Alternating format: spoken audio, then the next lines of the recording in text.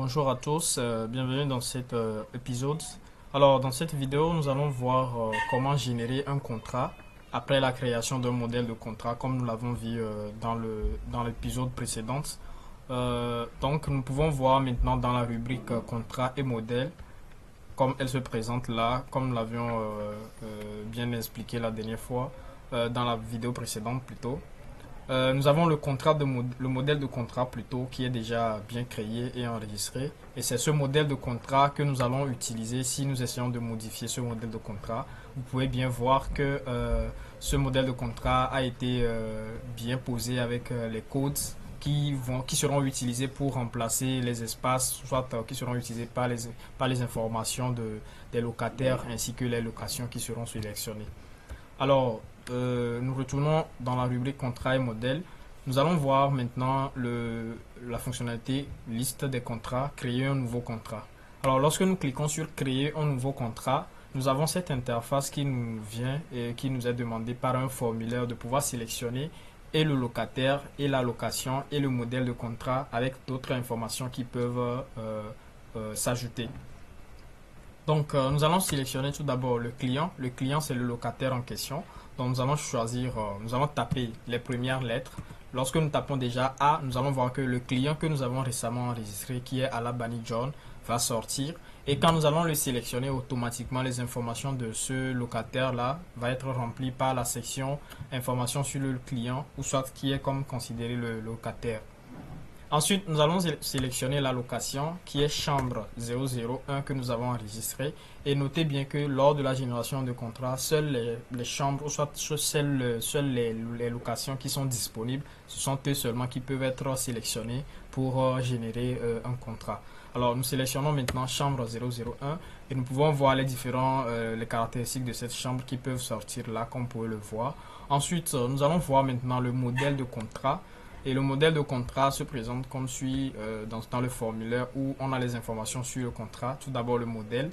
Et le modèle, c'est ce que nous venons de voir dans la vidéo précédente où nous avons créé un modèle de contrat. Alors ce modèle de contrat, nous pouvons l'utiliser en la sélectionnant comme le contrat de modèle que nous avons enregistré récemment. Ensuite, nous avons les frais de contrat. Est-ce qu'il y a des frais de contrat? Nous avons mis 200 000 par défaut. Donc ça dépend pour chaque société civile immobilière, soit agence immobilière ou soit chaque entreprise dans le secteur immobilier qui souhaite ajouter des frais de contrat ou pas. Ensuite, nous avons la date du contrat et la date d'effet du contrat. Donc ici, il y a une grande différence. La date du contrat, c'est la date à laquelle on signe le contrat. La date d'effet du contrat, c'est la date à laquelle le locataire prend effet ou bien la date à laquelle le contrat prend effet. Elle peut être considérée comme la date à laquelle le locataire entre dans la chambre. Alors, la date du contrat doit être normalement inférieure à la date d'effet du contrat. Donc, soit la date d'effet du contrat doit être supérieure à la date du contrat. Alors, nous allons faire un calcul. Si nous prenons par exemple un locataire qui entre, nous prenons la date de contrat qui est en 2024, nous prenons le 1er octobre. Ensuite, la date d'effet du contrat, ça c'est aussi en 2024, mais ça a été, le contrat a pris effet le 1er novembre 2024, ce qui veut dire qu'automatiquement la date d'effet du contrat est supérieure à la date du contrat. Donc ce qui va se passer, tout va se jouer sur l'avance que le locataire a donné. Mais bien avant ça, nous avons les modalités de paiement. Est-ce que le locataire, lors de la génération de contrat, est-ce qu'il souhaite que le système puisse envoyer les retards de paiement de factures, de loyer, soit de les quittances de loyer par mois? Si c'est par mois, ce qui veut dire que lui souhaite payer par mois. Ça peut être trimestriel, semestriel, soit annuel. Donc nous allons choisir mensuel. Ensuite, au niveau des valeurs de la caution, nous allons mettre 8 mois. Donc ça fait le calcul automatique, ça fait 8 mois fois le loyer en question. Au niveau de la valeur de l'avance, nous avons 6 mois que nous avons mis, ce qui fera que la date d'effet du contrat, qui est le 11 novembre 2024, fera 6 mois de plus. Donc, ce qui fait que ça fait 6 mois plus la date d'effet du contrat. Donc, ça fait novembre, décembre, janvier, février, mars, avril. Disons avril.